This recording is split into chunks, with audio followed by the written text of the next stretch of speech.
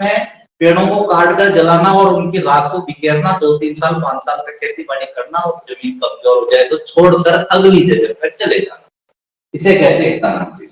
क्योंकि इसमें पेड़ों को काटा और जलाया जाता है, इसलिए इसका नाम कर्तन और दहन कृषि भी है। कर्तन और दहन कृषि भी इसको कहते हैं, क्योंकि इसमें पेड़ों को काटा जाता है और जलाया जाता है, इसलिए इसको कर्तन और दहन कृषि भी इसको कहते हैं।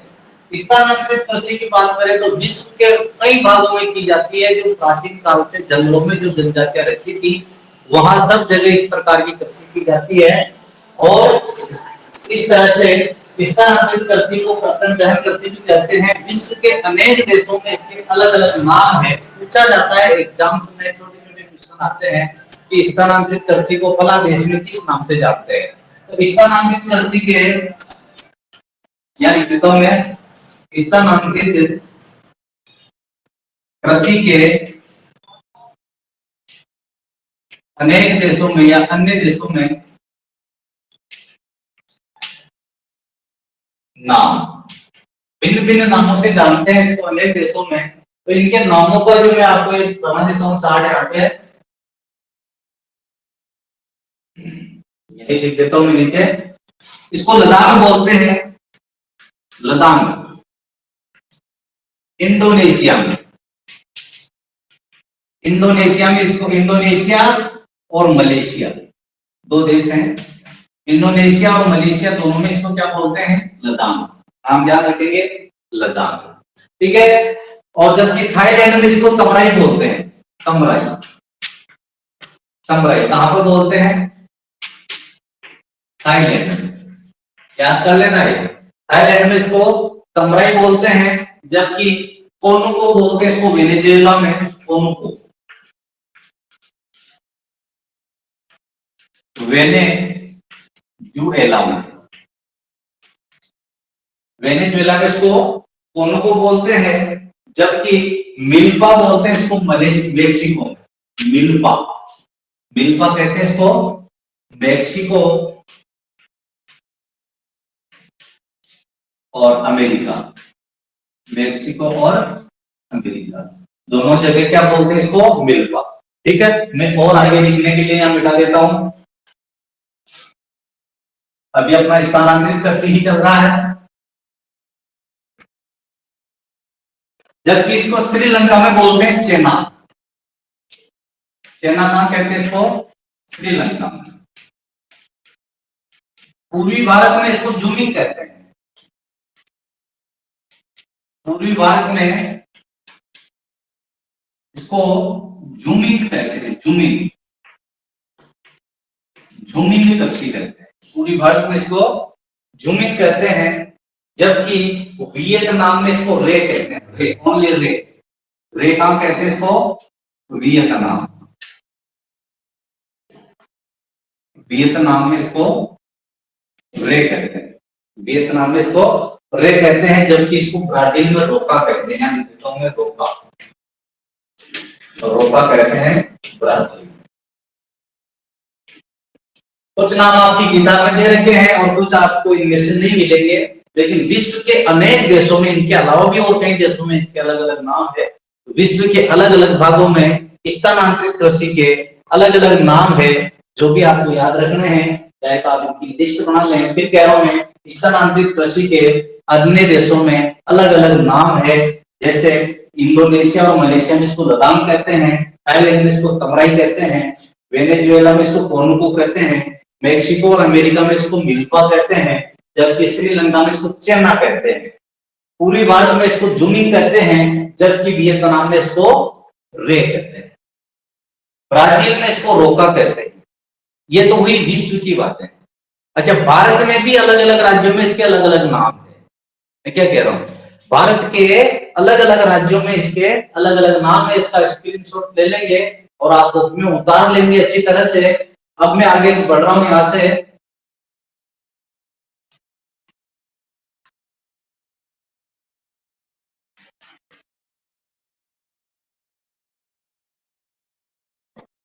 भारत के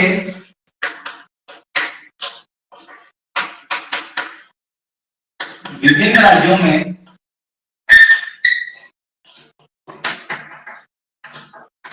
भारत के विभिन्न राज्यों में स्थानांतरित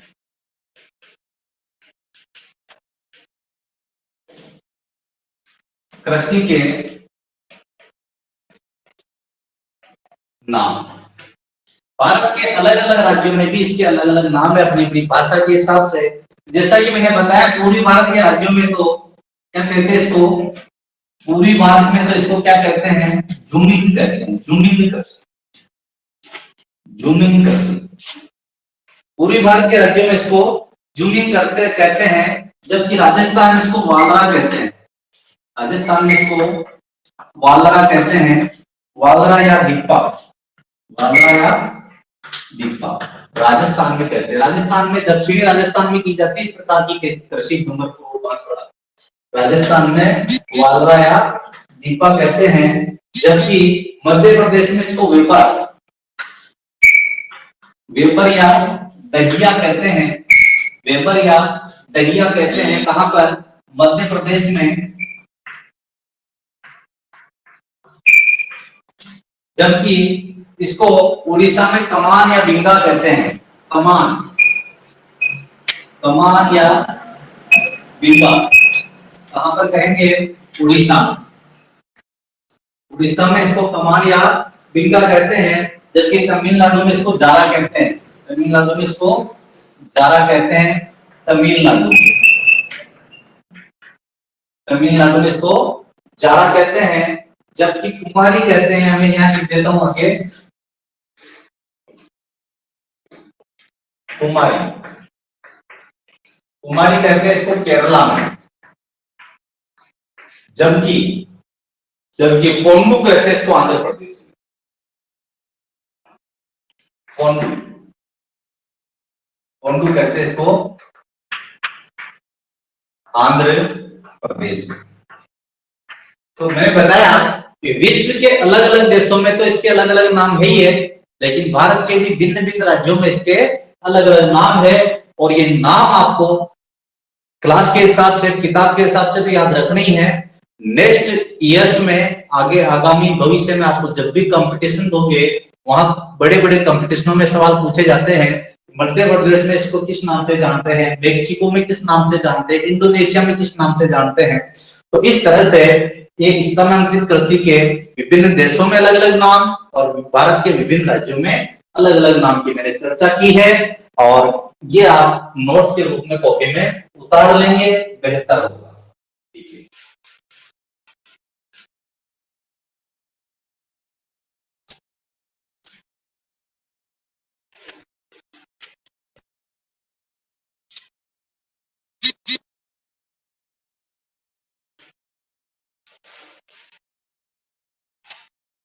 अभी अपना स्थानांतरित कृषि वाला टॉपिक ही चल रहा है। तो स्थानांतरित कृषि की विशेषताएं क्या होती है। स्थानांतरित मैंने कहा निर्वात आदिम कृषि, आदिम कृषि और आदिम कृषि के दो प्रकार है, स्थानांतरित और आदिम, स्थानांतरित और स्थायी कृषि है, दोनों आदिम। तो दोनों की विशेषताएं एक थी।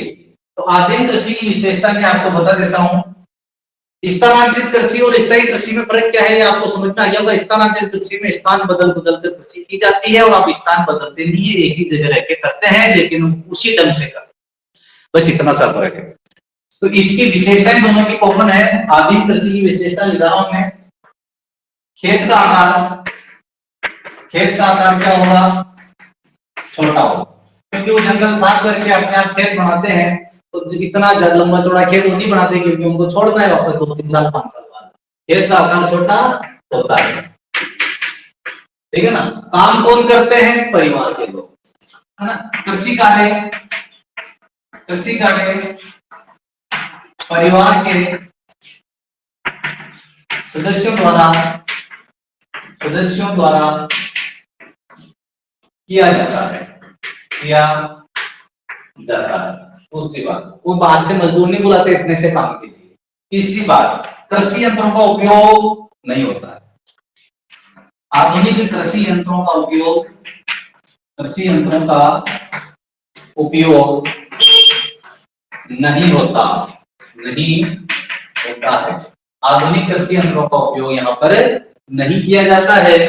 और और रासायनिक खाद और दवाओं का, रासायनिक खाद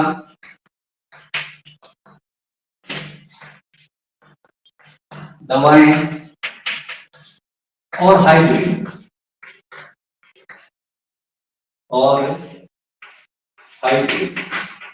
अब आप ही सोचिए, इस प्रकार की कृषि में रासायनिक खाद दवाएं और हाइब्रिड बोएंगे डालेंगे क्या हो, आदिम तरीके से जी रहे हैं, हाइब्रिड का उपयोग होता है क्या?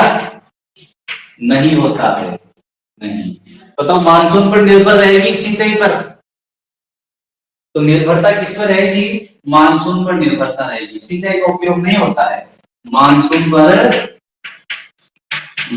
पर निर्भर है, जब बरसात होगी तब फसल होती है, बाकी नहीं होती है। तो उत्पादन क्या ज्यादा होगा क्या इस तरीके से कृषि कार्य करेंगे तो? उत्पादन क्या होगा? कम होगा, उत्पादन कम होगा। फसलें कौन सी बोलते हैं? खाद्यान्न, खाद्यान्नों का उत्पादन किया जाता है, खाद्यान्नों का उत्पादन, गेहूं, चावल, मक्का, ज्वार, बाजरा, इस तरह की फसलें होते हैं, खाद्यान्नों का उत्पादन किया जाता है। अब विश्व में कहाँ है जो मैंने आपको बता दिए, देशों के नाम सब जगह है, लेकिन ये क्षेत्र विशेष जैसे आदिम जनजातियां रहती है जंगलों में, वहां पर एक जाती है। इस तरह से मैंने आपको 1 2 3 4 5 6 7 विशेषताएं इसकी बता दी।